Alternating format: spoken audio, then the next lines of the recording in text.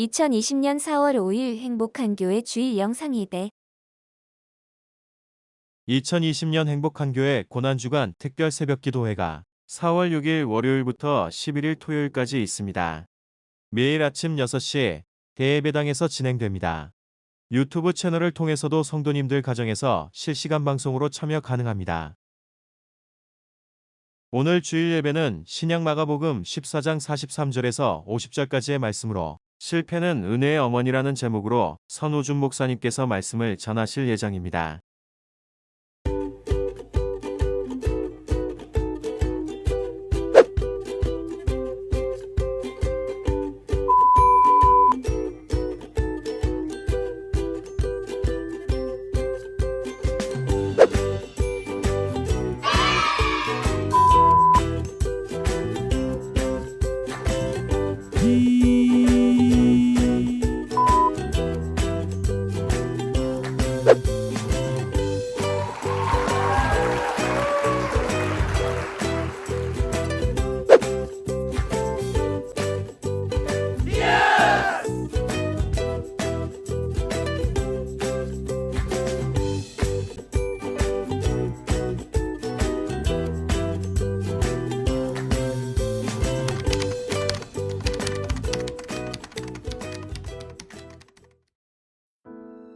코로나19 함께 기도하며 이겨냅시다.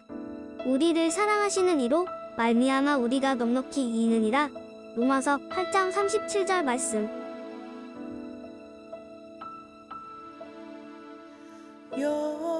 여호와 우리 주여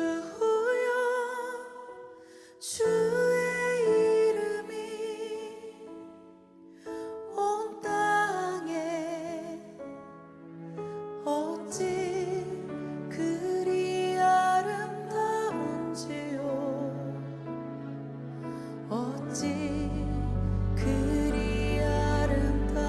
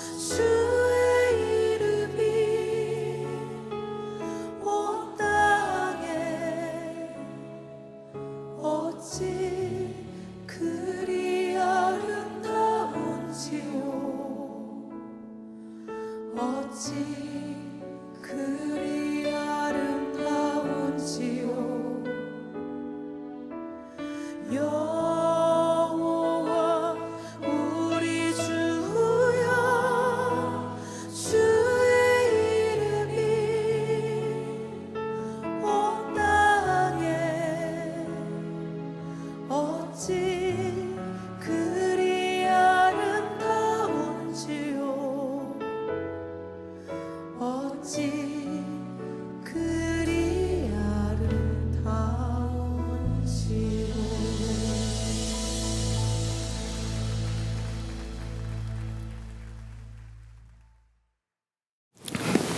다 같이 일어나셔서 묵도하심으로 4월 5일 종려주일 예배를 드리겠습니다.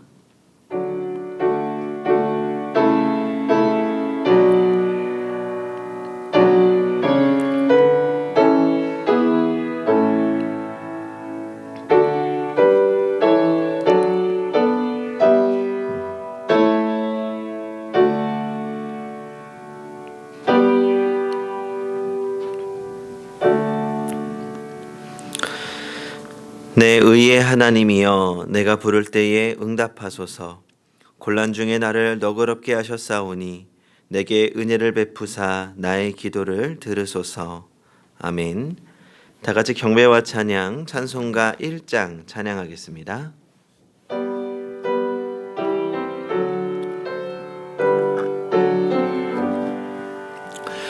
만복의 근원 하나님, 온 백성 찬송 드리고 저 천사여 찬송하세. 찬송 성부 성자 성령 아멘.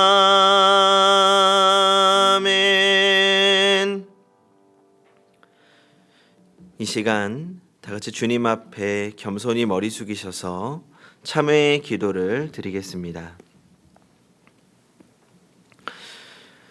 생명의 하나님, 하루를 살 수 있는 건강과 생명의 소중함을 다시 깨닫습니다. 내 심장이 이렇게 뛰고 내 가슴으로 호흡하는 것이 얼마나 복된 일인지 다시 느낍니다. 우리에게 있는 식욕과 잘 소화시킬 수 있는 능력이 하늘의 복임을 다시 확인합니다. 밤이 되면 깊은 단잠을 잘 수 있는 것이 얼마나 큰 복인지, 우리 곁에 따뜻한 손을 맞잡을 수 있는 가족과 친구가 있음이 얼마나 귀한 일인지 다시 깨닫습니다.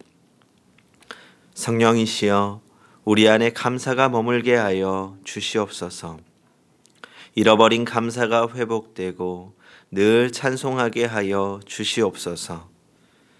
이제는 주님과 나만이 아는 죄를 생각하며 묵묵히 참회의 기도를 계속하겠습니다.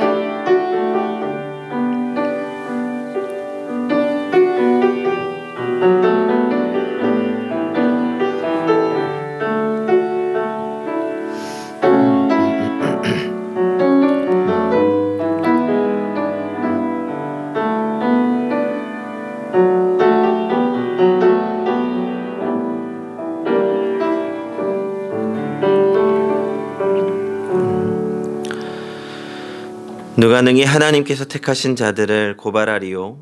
의롭다 하신 이는 하나님이시니 누가 정죄하리요? 죽으실 뿐 아니라 다시 살아나신 이는 그리스도 예수시니 그는 하나님 우편에 계신 자요 우리를 위하여 간구하시는 자시니라. 그러므로 이제 그리스도 예수 안에 있는 자에게는 결코 정죄함이 없느니라. 아멘. 다 같이 사도신경으로 우리의 신앙을 고백하겠습니다. 나는 전능하신 아버지 하나님, 천지의 창조주를 믿습니다. 나는 그의 유일하신 아들, 우리 주 예수 그리스도를 믿습니다. 그는 성령으로 잉태되어 동정녀 마리아에게서 나시고 본디오 빌라도에게 고난을 받아 십자가에 못 박혀 죽으시고 장사된 지 사흘 만에 죽은 자 가운데서 다시 살아나셨으며 하늘에 오르시어 전능하신 아버지 하나님 우편에 앉아 계시다가 거기로부터 살아있는 자와 죽은 자를 심판하러 오십니다. 나는 성령을 믿으며 거룩한 공교회와 성도의 교제와 죄를 용서받는 것과 몸의 부활과 영생을 믿습니다. 아멘. 다 같이 교독문 129번을 교독하도록 하겠습니다. 시온에 따라 크게 기뻐할지어다. 보라, 내 왕이 내게 임하시나니 그는 공의로우시며 구원을 베푸시며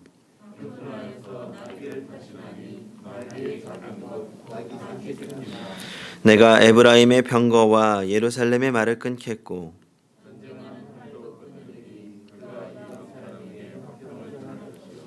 그의 통치는 바다에서 바다까지 이르고 앞에서 가고 뒤에서 따르는 무리가 소리 높여 이르되 주의 이름으로 오시는 이여 가장 높은 곳에서 호산나 하더라. 아멘.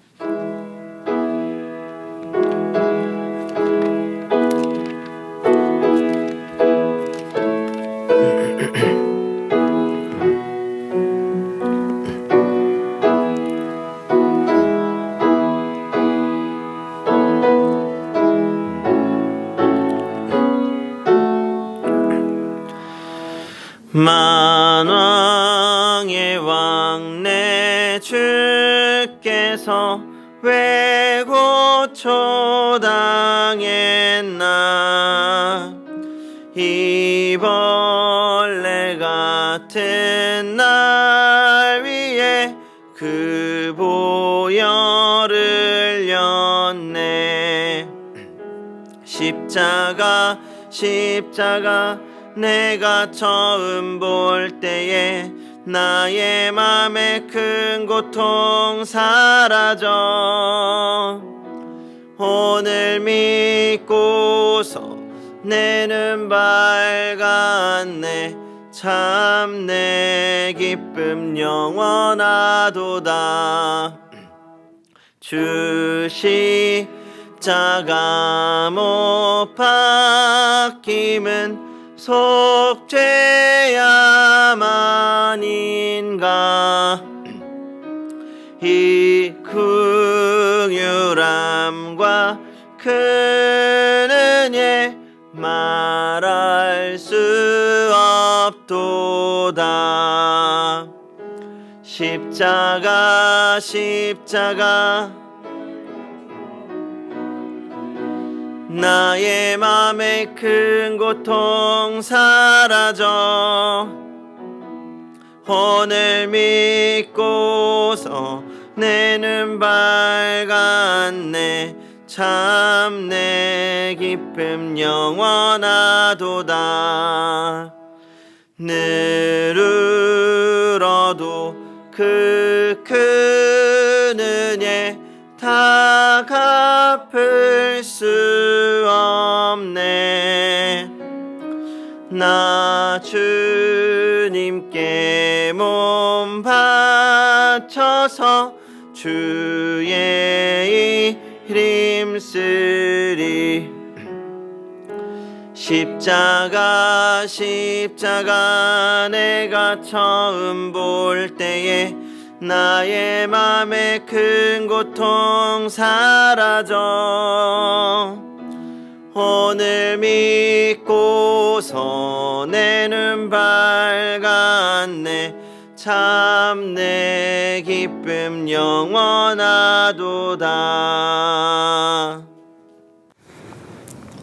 우리의 큰 기쁨이 되시고 즐거움이 되셔서 찬양케 하시는 만왕의 왕이신 주를 경배합니다. 종료주일에 저희 성도님들 각자의 가정과 골방에서 온라인 예배의 자리이든 이렇게 오프라인 예배당이든 각자 예배의 자리에 있게 하시어 주님의 고난의 의미를 생각할 수 있게 하심을 감사를 올려드립니다. 골고다의 언덕에서 십자가에 매달려 죽기까지 보여주신 그 크신 주님의 사랑과 갚을 수 없는 은혜가 가슴에 사무쳐 옵니다. 사랑하던 제자들은 뿔뿔이 흩어지고 호산나 환호하던 무리들의 음성은 변하여 분노로 가득 찼는데 우리 주님 홀로 빌라도 총독 앞에 서 계심을 바라봅니다. 희롱하던 군병들과 채찍의 그 아픔과 쓰라림 속에서도 연민의 눈길로 바라보시는 주님의 모습을 생각합니다. 온갖 죄악에 물들어 있는 저희들의 죄를 용서하여 주옵시고 주 예수님의 사랑과 희생의 발자취를 따라가며 저희들 또한 그렇게 살기를 다짐하는 이 한 시간 되게 하여 주시옵소서. 사랑의 주님, 저희가 지난 주간도 주님의 은혜와 평안을 구하며 살고자 노력하였지만 전 세계에 창궐하고 있는 코로나19로 인하여 국가적이고 세계적 비상사태를 맞아 계속되어지는 사회적 거리 두기 차원에서 주님 전에 나와 제대로 된 공예배조차 잘 드리지 못하고 있는 실정입니다. 특별히 간구하기는 이번 바이러스로 인하여 가족을 잃은 가정과 고통 속에서 어려움을 겪는 이웃과 가족들을 위로해 주시옵기를 원합니다. 이탈리아의 병원 한쪽에서 죽음의 고통 속에 계신 분, 스페인, 미국 등에서 여러 날 격리 중인 사람들, 의료기술이 낙후하여 코로나19에 대한 공포만 커져가고 있는 아프리카 여러 나라들, 주님은 그 모든 상황 속에서도 계셨고 아파하시고 위로자가 이미 되어 주셨고 우리 모두의 간절한 부름에 응답하시리라 간절히 믿습니다. 코로나19로 인하여 행보와 교회는 물론이고 한국교회와 세계적인 우리 모든 기독교가 어려움에 처해 있습니다. 우리 모두가 모든 그 제약들을 다 내려놓고 우리 주님의 거룩함을 회복할 수 있는 귀한 기회가 되기를 간절히 원합니다. 코로나 치료제가 하루속히 개발되어서 바이러스를 대체하게 하여 주시옵기를 간절히 또한 기도합니다. 애쓰며 수고하시는 관계자들과 일선에서 봉사하며 수고하시는 의료진 그리고 자원봉사자들의 건강을 허락하여 주시옵고 하나님의 권능을 간구하며 믿음으로 이기게 하시어 예수 그리스도의 사랑으로 이웃을 돌보게 하여 주시옵소서. 이로 인하여 이웃을 비난하거나 배척하는 일이 없게 하여 주시옵기를 간절히 원합니다.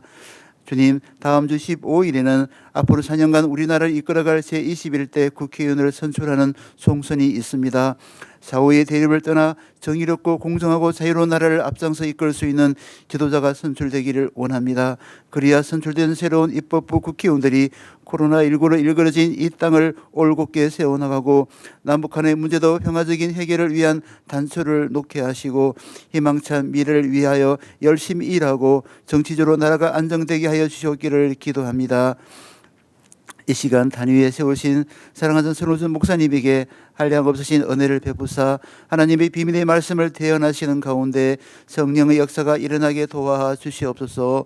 선포하는 주의 종과 말씀을 듣는 우리 모두가 한 마음으로 은혜를 체험하여 회개의 영과 위로의 영이 함께 역사하는 시간이 되게 역사하여 주시옵소서. 연하여 바라옵기는 이제 다음 주는 고난주간 특별 새벽기도회가 예정되어 있고 저희들에게 가장 큰 절기인 부활절이온데 코로나19로 어려운 여건이지만 함께 모여 찬양하며 고난주간과 부활절 예배를 주님의 피로 사신 귀한 성전에서 예배드리기를 소원하오며 이 모든 말씀 사랑 많으신 예수님의 이름으로 기도드렸습니다. 아멘.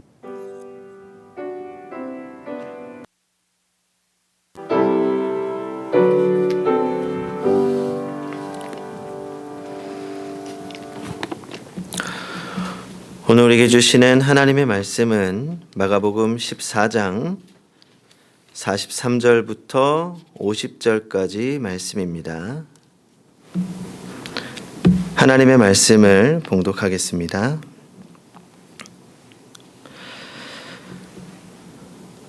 예수께서 말씀하실 때에 곧 12 중에 하나인 유다가 왔는데 대제사장들과 서기관들과 장로들에게서 파송된 무리가 검과 몽치를 가지고 그와 함께 하였더라. 예수를 파는 자가 이미 그들과 군호를 짜 이르되 내가 입맞추는 자가 그이니 그를 잡아 단단히 끌어가라 하였는지라. 이에 와서 곧 예수께 나와 랍비어 하고 입을 맞추니 그들이 예수께 손을 대어 잡거늘 곁에 서 있는 자 중에 한 사람이 칼을 빼어 대제사장의 종을 쳐 그의 귀를 떨어뜨리니라. 예수께서 무리에게 말씀하여 이르시되 너희가 강도를 잡는 것과 같이 검과 몽치를 가지고 나를 잡으러 나왔느냐. 내가 날마다 너희와 함께 성전에 있으면서 가르쳤으되 너희가 나를 잡지 아니하였도다. 그러나 이는 성경을 이루려 함이니라 하시더라. 제자들이 다 예수를 버리고 도망하니라. 아멘.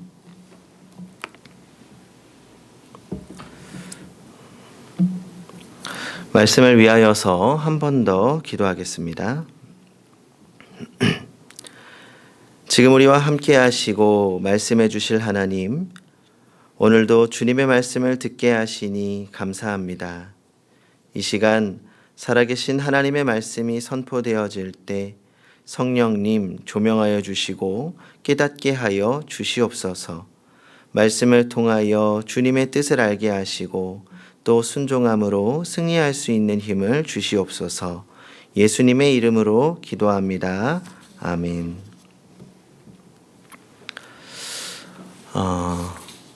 제가 세상은 1등만 기억한다는 것을 처음 경험한 것이 초등학교 2학년 때였습니다. 제가 이런 말씀을 드리면 많은 분들이 의심을 하시는데 제가 정말 운동을 기가 막히게 잘했습니다. 그래서 항상 학교에서 운동을 잘하는 친구를 뽑으면 저와 다른 한 친구가 대표로 뽑혔습니다. 저의 라이벌이었죠. 그러다 한 번은 초등학교 2학년 때 전교생 줄넘기 대회를 한 적이 있습니다. 이 방법은 아주 심플했습니다. 전교생이 운동장의 양팔을 크게 벌리고 각자의 자리를 잡습니다. 그리고 선생님이 시작을 외치면 그때부터 줄넘기를 시작합니다. 마지막 한 사람이 남을 때까지 하는 서바이벌 줄넘기 대회였습니다. 기회는 단 한 번이라도 걸리면 제자리에 앉아야 했습니다. 100번이 넘어가고 200번이 넘어가자 친구들은 하나씩 자리에 앉기 시작했습니다. 그리고 어느덧 400번이 넘어가면서 운동장에는 단 2사람만 줄넘기를 하고 있었습니다. 바로 저와 그 라이벌이었던 또 다른 친구 한 명이었습니다. 그때가 지금도 선명하게 기억이 납니다. 저는 구령대를 바라보고 왼쪽 앞에 서 있었고 다른 친구는 구령대를 바라보고 약간 오른쪽 뒤에 있었습니다. 이제 전교생이 모두 남은 2사람을 응원하고 있었습니다. 이제 막 480개를 넘어가는 지점이었습니다. 정말 힘들었죠. 그러다가 저도 모르게 힘이 조금 빠졌던 것 같습니다. 그리고 줄넘기가 아주 살짝 발끝에 걸리고 말았습니다.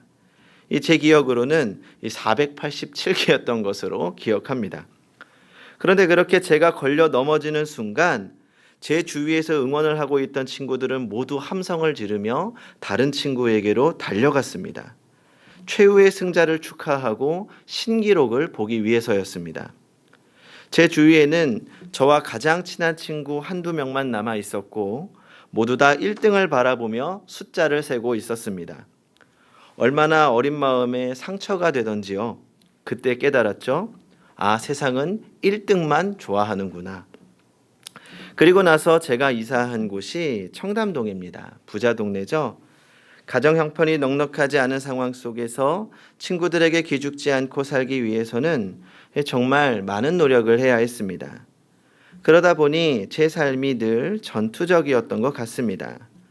항상 누군가를 넘어서서 스스로를 증명해야 한다고 생각했습니다. 세상은 실력을 보여줘야 인정받는다고 생각했습니다. 나도 더 잘 살아야겠다. 그래야 대접받는구나. 라는 생각이 들었습니다. 그런데 제가 목사가 되고 나서 생각해 보니 전투적이었던 제 삶이 결국 세상이 요구하는 대로 살아가기 위해서 애를 썼던 삶이라는 생각이 들었습니다. 1등만 기억하는 세상, 성공해야 인정받는 세상 속에서 성공지향적인 삶을 살아왔던 것이지요. 이 사회는 지나치게 성공지향적입니다. 그리고 우리는 그 영향을 받아서 살아갑니다. 그런데 이 성공지향적인 사회에 몇 가지 부작용이 있습니다. 첫 번째로 정직의 가치를 잃어버리고 거짓과 속임수가 용납됩니다. 왜냐하면 패자는 용서받을 수 없는 죄인이기 때문입니다. 거짓을 말하고 부정을 저질러서라도 성공하는 것이 더 중요합니다. 그러다 보니 정직의 가치가 퇴색되게 되는 것입니다. 두 번째로 사람과 관계의 가치를 잃어버리게 됩니다. 그러다 보니 일 중독자들이 많아집니다. 성공해야 하니까, 승자가 되어야 하니까 정신없이 일하는 것입니다. 부부간의 대화를 잃어버리고 자식과의 교감을 잃어버립니다.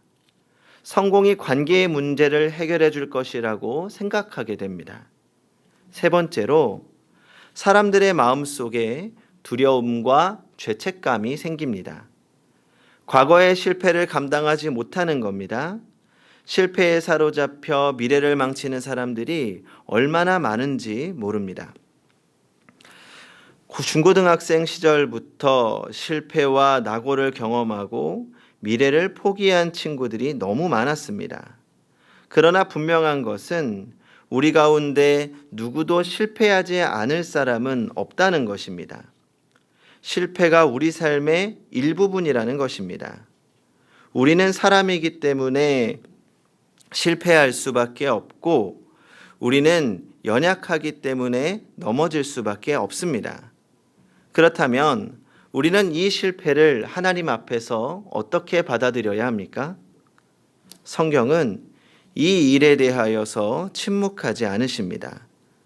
오늘 본문을 통해서 우리 인생에 찾아오는 실패를 생각해 보고 우리가 어떻게 받아들이고 어떻게 반응해야 하는지 생각해 보려고 합니다.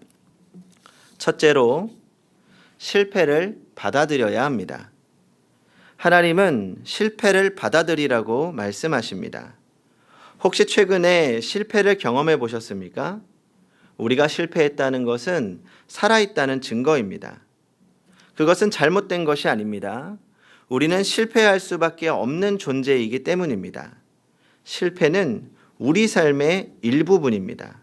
우리는 늘 실패와 더불어 살아가는 존재입니다. 저도 날마다 실패합니다. 하지만 우리가 실패만 하는 것은 아닙니다. 세상에서 가장 잘났다고 하는 사람들도 실패합니다. 슈퍼스타들도 실패합니다. 전 세계에서 가장 농구를 잘하는 사람들이 모인 곳이 미국의 NBA입니다. 그런데 일반적으로 NBA 선수의 자유투 성공률은 70% 정도라고 합니다. 전 세계에서 가장 농구를 잘하는 선수들이 아무런 방해를 받지 않고 공을 던져도 실패할 때가 있습니다. 또 야구에서 타율이 3할이면 굉장히 잘 치는 타자라고 합니다. 하지만 그것도 투수가 10개의 공을 던지면 7개는 아웃을 당한다는 겁니다. 우리가 이미 알고 있듯이 성경은 수많은 사람들의 이야기를 써놓은 자서전과 같습니다. 그런데 이 성경의 자서전은 한 가지 특징이 있습니다. 그것은 사람들의 결정적인 실수를 빠뜨리지 않고 적나라하게 써놓았다는 것입니다.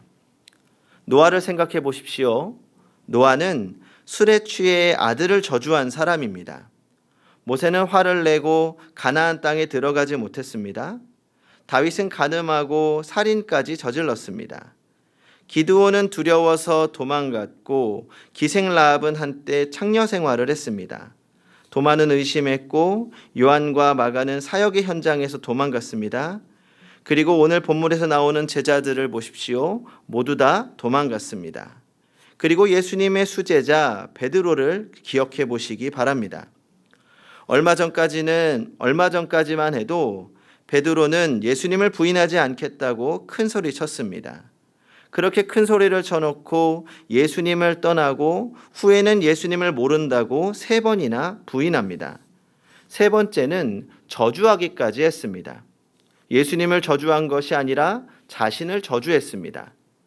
내가 예수님을 알고 그 사람과 같이 다녔으면 나는 사람도 아니다. 맹세하며 저주했습니다. 하지만 이 모든 성경의 인물들은 그 실패가 그들의 마지막이 아니었다고 이야기합니다. 실패가 그들의 끝이 아니었습니다. 그들은 분명히 실패했습니다. 그러나 그들은 결코 실패자로 끝나지 않았습니다. 그들은 실패를 딛고 일어나 승리로 삶을 마감했습니다. 여기서 우리가 짚어야 할 것이 있습니다. 무엇이 실패이고 무엇이 성공입니까? 꿈을 이루지 못한 것이 실패입니까? 얼마 전에 굉장히 인상 깊었던 TV 광고가 있습니다. 현대자동차에서 만든 2020 성공에 관하여라고 하는 그 타이틀의 광고 시리즈였습니다. 같은 직장 동료가 회사를 그만두고 작은 사업을 시작했습니다. 회사를 떠나는 직장 동료는 짐을 싣고 고급 세단인 그랜저를 타고 떠납니다. 남은 직장 동료들은 그 모습을 부러운 듯이 쳐다봅니다. 광고의 핵심은 그랜저를 타면 성공한 사람, 그리고 그것을 부러운 듯이 바라보는 사람들입니다. 번듯한 직장을 가지고 좋은 차를 타는 것이 성공입니까? 아반떼, 소나타 타면 실패한 인생이고 그랜저나 외제차 타면 성공한 인생입니까? 세상이 말하는 성공은 대부분 경제적인 것과 연관이 있습니다. 경제적인 것이 아니라면 학력, 권력과 관계 있습니다.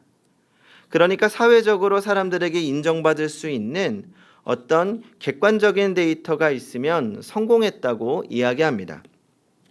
이 안타까운 것은 교회도 이러한 성공지향에 물들어 있다는 것입니다. 교회가 부흥하고 사람이 많아지고 예산이 늘어나면 성공한 목회자라고 이야기합니다. 그러면 시골에서 조용히 이웃들을 섬기며 사는 목사님들은 실패한 목사님들입니까? 우리는 이런 세상의 성공과 실패의 기준에 붙잡혀 살아가면 안 됩니다. 우리는 이러한 성공과 실패의 관점에서 벗어나야 합니다. 그렇다면 하나님께서 말씀하시는 성공은 무엇입니까? 그리스도인의 성공과 실패는 하나님께 달려 있습니다. 그리스도인의 성공과 실패는 하나님의 뜻대로 살았느냐 살지 못했느냐입니다. 그러므로 성공한 인생이란 하나님께 인정받는 인생입니다. 그리고 실패는 더 이상 하나님의 뜻대로 살지 않으려는 자세를 실패라고 말합니다. 넘어지는 것이 실패가 아니라 다시 일어서기를 포기하는 것이 실패입니다. 베드로는 분명히 넘어졌습니다. 그러나 실패한 것은 아니었습니다. 사도행전을 보면 베드로의 넘어짐이 실패로 끝나지 않고 그는 놀라운 승리자가 되어 그리스도의 복음을 전파하고 있습니다. 특히 사도행전 4장을 보면 자신을 죽이려고 하는 공회 앞에 서서 예수 그리스도를 담대하게 증언합니다. 과거 넘어졌던 베드로의 모습이 더 이상 보이지 않습니다. 로마 군인이 그를 사형시키겠다고 할 때 과거에 넘어졌던 베드로는 이렇게 말합니다. 내가 어떻게 주님과 똑같은 자세로 십자가에 못 박힐 수 있겠는가? 나를 거꾸로 십자가에 못 박아달라. 그리고 그는 거꾸로 십자가에 못 박혀 세상을 떠났습니다. 그는 마지막 순간에 그리스도인으로 서 있었던 것입니다. 잠언 24장 16절입니다. 대저 의인은 7번 넘어질지라도 다시 일어나려니와 악인은 재앙으로 말미암아 엎드러지느니. 누가 성공한 사람입니까? 넘어지지 않은 사람이 아닙니다. 마지막까지 주님을 붙잡고 다시 일어나 주님의 뜻대로 살기로 결심하고 전진하는 사람이 성공한 사람입니다. 둘째로, 실패 속에서 하나님의 은혜를 누려야 합니다. 오늘 설교 제목을 실패는 은혜의 어머니라는 제목으로 정했습니다.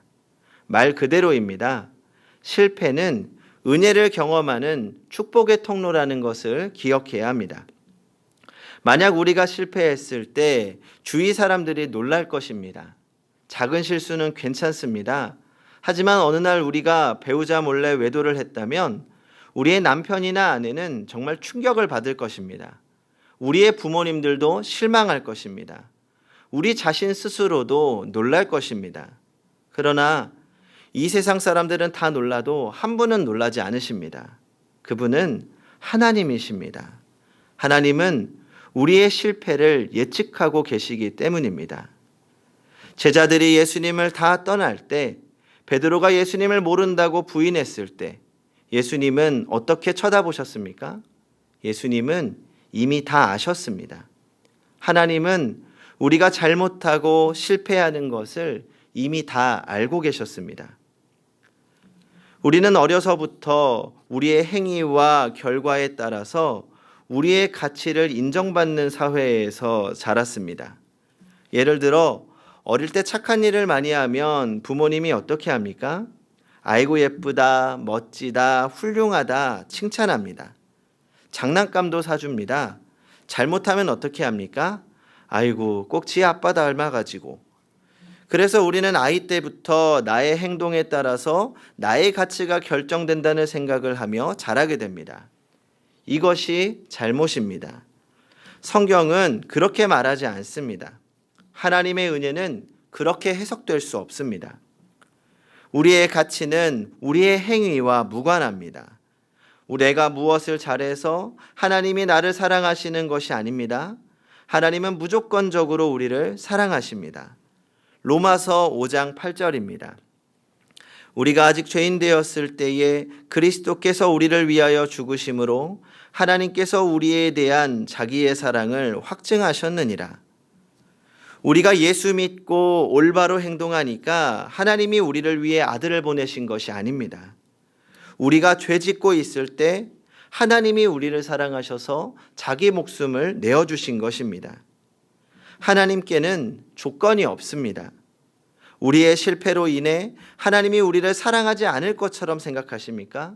그렇다면 아직 하나님의 은혜를, 하나님의 사랑을 모르는 것입니다. 오래전에 공공의 적이라고 하는 영화가 있었습니다.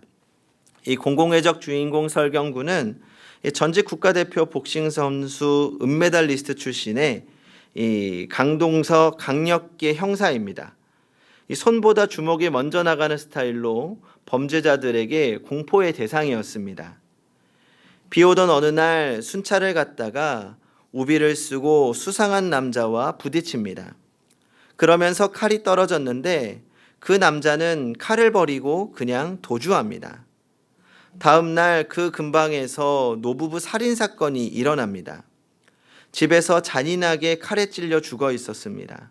그러나 이상하게도 부검결과 할머니의 식도에 부러진 손톱이 걸려 있었습니다. 범인은 바로 노부부의 아들인 이성재였습니다. 노부부의 아들인 이성재, 펀드 매니저로서 잘 나가고 있었지만 더 큰 사업을 하고 싶어서 자금난을 겪고 있던 찰나 부모님과 마찰이 있었습니다. 왜냐하면 이 노부부가 재산이 좀 있었는데 그 재산을 아들에게 물려주지 않고 사회에 환원하기로 했기 때문이지요. 결국 이것 때문에 이성재는 자신의 부모님을 무참하게 살해하고 맙니다. 그런데 왜 식도에 부러진 손톱이 걸려 있었을까요? 초보자들은 칼질에 익숙하지 못해서 손톱이 빠지는 경우가 있다고 합니다.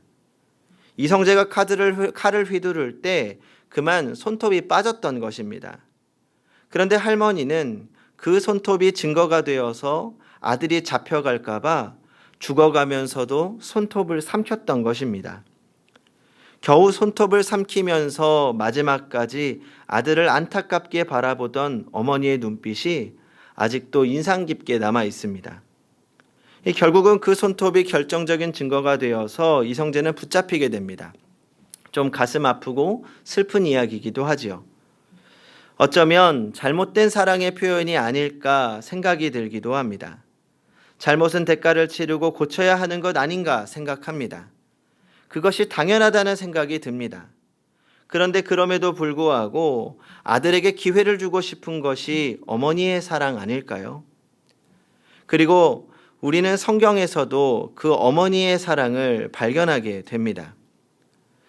후에 베드로의 부인하는 장면은 하나님의 은혜를 가장 잘 표현하는 본문 중 하나라고 생각합니다. 누가복음 버전으로 읽어보면 좀 다릅니다. 누가복음에는 다른 복음서에는 없는 사실이 하나 더 기록되어 있습니다.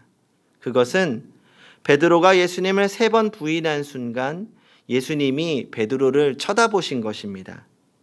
누가복음 22장 61절과 62절입니다. 주께서 돌이켜 베드로를 보시니 베드로가 주의 말씀 곧 오늘 닭울기 전에 내가 3번 나를 부인하리라 하심이 생각나서 밖에 나가서 심히 통곡하니라. 주께서 베드로를 보시니, 베드로는 예수님께서 자신을 보신다는 것을 어떻게 알았을까요? 베드로가 고개를 들어 예수님을 바라본 순간 어떻게 예수님과 눈이 마주칠 수 있었을까요? 예수님께서는 베드로가 자신을 부인하는 것을 모두 지켜보고 계셨습니다. 베드로가 자신을 저주하는 것을 보고 계셨습니다. 베드로가 고개를 들어 예수님을 바라보는 그 순간에도 보고 계셨습니다. 그런데 베드로가 예수님의 눈에서 발견한 것은 책망이 아니었습니다. 그 눈빛은 사랑과 연민이 담긴 눈빛이었을 것입니다. 왜냐하면 베드로는 그 눈빛을 보고 밖에 나가 통곡했기 때문입니다. 베드로의 눈물은 마지막까지도 사랑의 눈빛을 보내는 예수님을 부인한 자신을 향한 후회와 자책의 눈물이었고 회개의 눈물이었습니다. 그리고 저는 이 사건이 훗날 베드로가 복음의 전도자로 거듭나게 되었던 중요하고 결정적인 계기였다고 생각합니다. 하나님의 사랑을 완전히 경험한 베드로가 더 이상 하나님을 부인할 수 없었던 것입니다. 그리고 주님은 베드로를 쳐다보셨던 시선으로 오늘 우리를 바라보고 계십니다. 하나님의 뜻대로 살기로 다짐했지만 어김없이 넘어졌던 우리를 따뜻한 눈으로 바라보십니다. 그리고 괜찮다고 말씀하십니다. 다시 일어나 하나님의 자녀로 살기를 원하십니다. 우리는 그 사랑을 기억해야 합니다. 그래서 우리의 넘어짐은 실패로 끝나지 않을 것입니다. 주님께서도 우리와 함께 하시며 우리의 손을 잡아 일으켜 세워주십니다. 성도 여러분, 그러므로 포기하지 마십시오. 하나님의 자녀로 살기를 포기하지 마십시오. 그리스도인으로 살기를 포기하지 마십시오. 주님께서 우리와 함께 하시며 끝까지 붙잡아 주실 것입니다. 다시 세우시는 은혜를 기억하고 그 은혜를 구하며 마지막 최후의 승리를 위해 살아가는, 그리하여 마지막 순간에 그리스도인으로 서 있는 성도님들이 되시기 바랍니다. 기도하겠습니다. 우리를 붙잡아 주시고 늘 다시 일으켜 주시는 하나님 감사합니다. 우리가 이 땅을 살아가면서 수많은 실패를 경험합니다. 그리스도인답게 살지 못해 스스로 낙담할 때도 너무나도 많았습니다. 하지만 이 시간 다시 우리를 붙잡아 주시고 일으켜 세워 주시는 주님의 은혜를 묵상합니다. 우리의 실패가 실패로 끝나지 않게 하시고 더 큰 은혜로 담대하게 승리하게 하여 주시옵소서. 그렇게 우리를 은혜로 인도하시고 마지막까지 함께 하실 줄 믿으며 예수님의 이름으로 기도합니다. 아멘.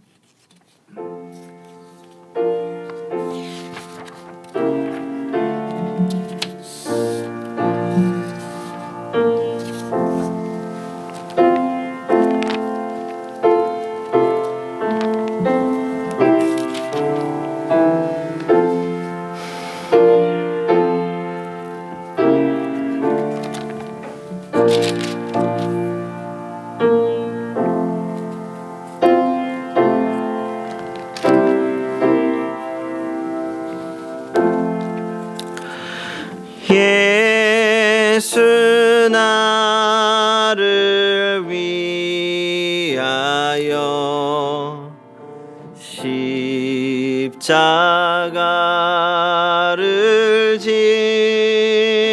때 세상 죄를 지시고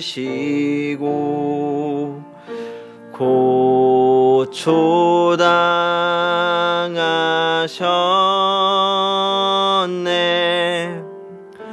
예수님, 예수님, 나의 죄 위하여 보배 피를 흘리니 죄임 받으소서.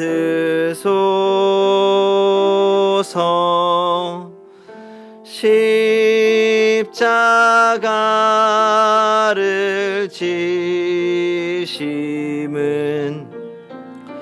무슨 죄가 있나. 저무지한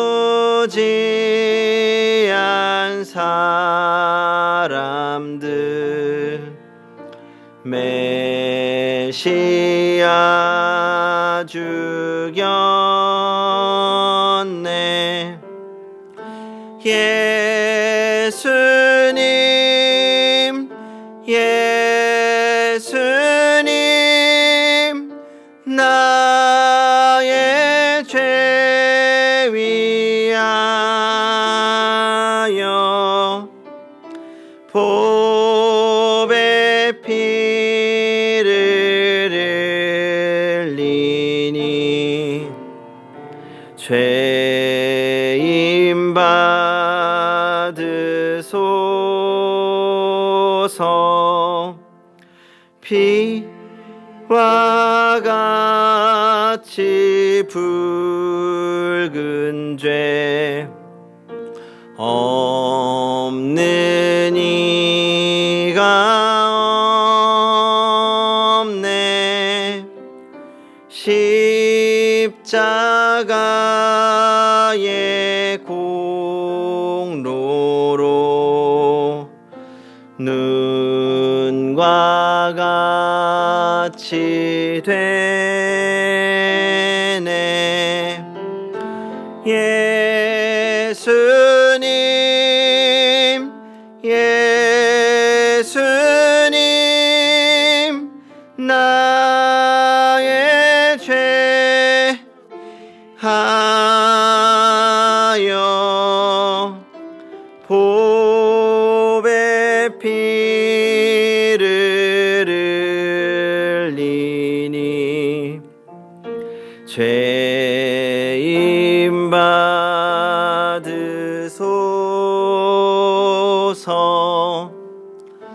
아름답다 예수여, 나의 좋은 친구.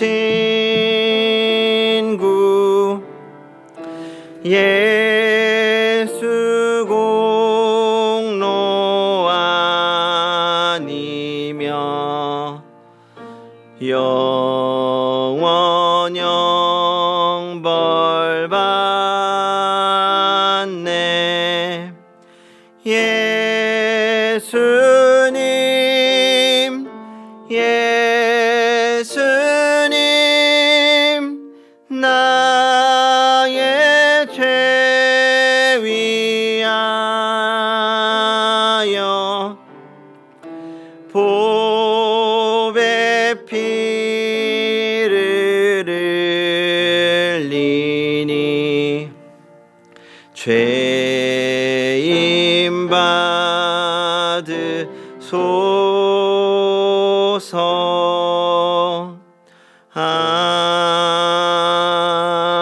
아멘. 사랑과 은혜가 풍성하신 하나님, 변함없는 사랑으로 끝까지 사랑하여 주심을 감사드립니다. 주님, 그 은혜를 기억하게 하여 주시옵소서. 그리하여 오늘의 예물드림이 감사의 예물 되게 하시고 이 예물로 하나님의 기쁨이 되게 하여 주시옵소서. 예물이 사용되어지는 곳마다 생명의 역사가 나타나기를 원합니다. 교회가 살아나게 하시고 또한 우리의 자녀들을 돕는 예물이 되게 하시고 성도의 교제를 위하여 쓰임받게 하여 주시옵소서. 또한 드린 손길 축복하시어서 늘 부족함 없고 모자람 없고 만족하는 인생 되게 하여 주시옵소서. 예수님의 이름으로 기도하옵나이다. 아멘.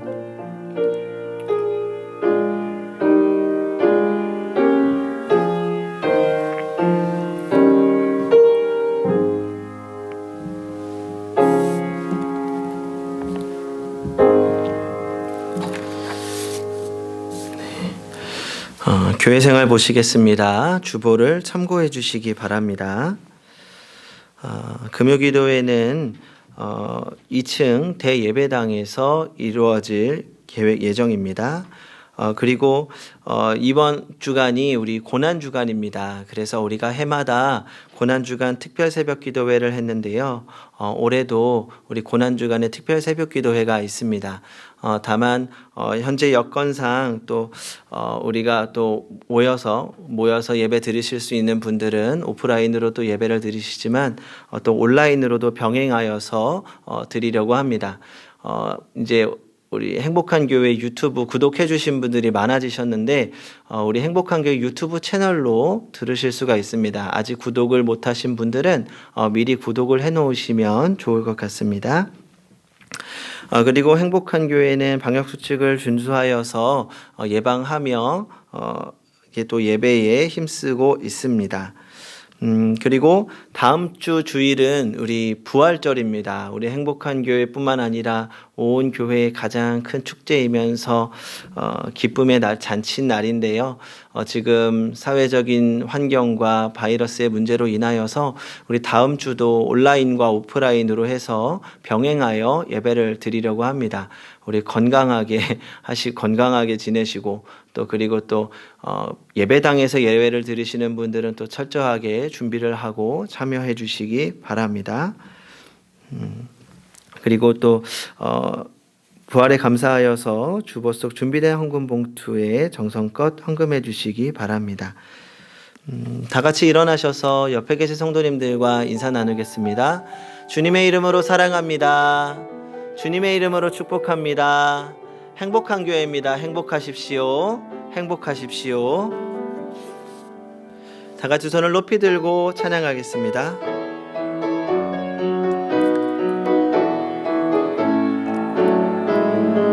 살아계신 주 나의 참된 소망 걱정 근심 전혀 없네. 사랑의 주네 갈 길 인도하니 내 모든 삶의 기쁨 늘 충만하네.